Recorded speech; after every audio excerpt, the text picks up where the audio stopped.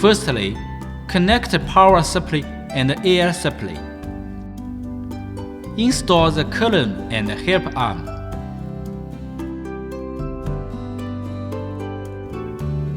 Separate the bead from the rim from the position which is far from the tire valve.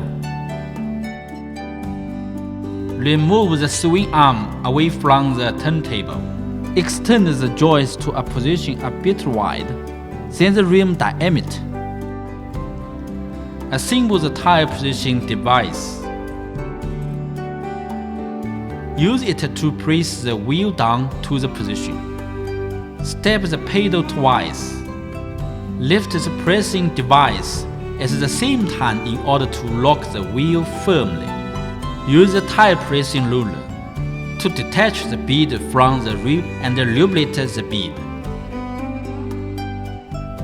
Rotate the turntable to detach the bead from the rim.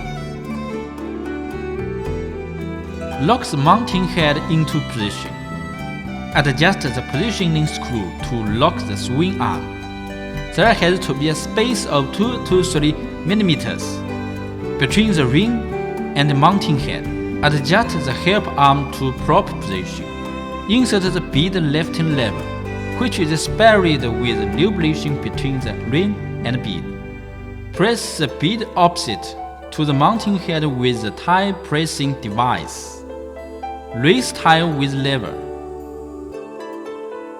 Adjust the tire and rim position.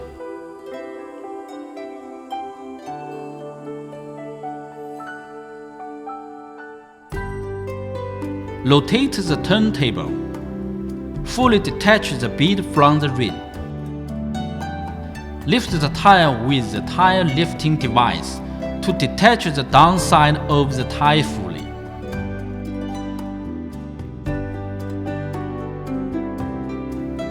Lubricate the rim.